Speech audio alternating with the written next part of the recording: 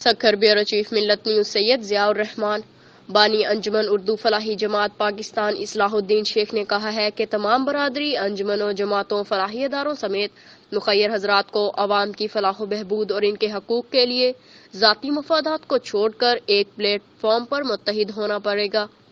انجمن اردو فلاحی جماعت پاکستان کے مقصد تمام فلاحی جماعتوں کے ساتھ بلا تفریق عوام الناس کو ان کے بنیادی حقوق فراہم کرنا ہے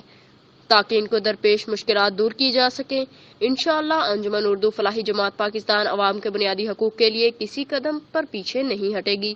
اور ہر فورم پر ان کے لیے آواز بلند کر کے ان کی مددگار ثابت ہوگی۔ ان خیالات کا اظہار انہوں نے گزشتہ روز سکھر کے مقامی ہال میں انجمن اردو فلاحی جماعت پاکستان کے زیر اہتمام سکھر کے مختلف فلاحی سماجی برادری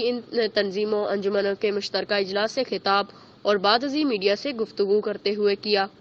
اجلاس میں سید عمران علی شاہ، عثمان قریشی، فرمان شیخ، سرفراز انصاری، نواب عدنان بہندانی، نعیم دین شیخ، شعیب انصاری، فرقان قاضی، حسنین شیخ، اشفاق قریشی، ملک کاشف، مبارک علی، پولا عباس سمیت دیگر معززین شہریوں رہنماؤں کی کثیر تعداد نے شرکت کی۔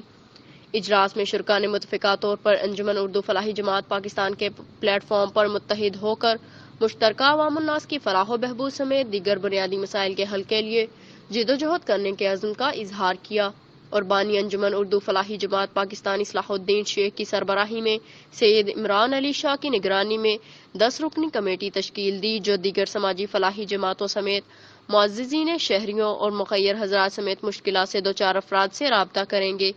اجلاس میں فیصلہ کیا گیا کہ بہت جلد اس سلسلے میں ملک بھر کے چھوٹے بڑے شہروں بالخصوص سندھ کے تمام اضلاع میں رکنیت سازی کر کے کمیٹیاں تشکیل دی جائیں گی تاکہ عوام الناس کو اس پلیٹ فارم سے زیادہ فائدہ پہنچایا جا سکے۔ اختتام اجلاس ملک کی سلامتی اور خوشحالی سمیت عوامی مشکلات کے حل کے لیے دعا کی گئی۔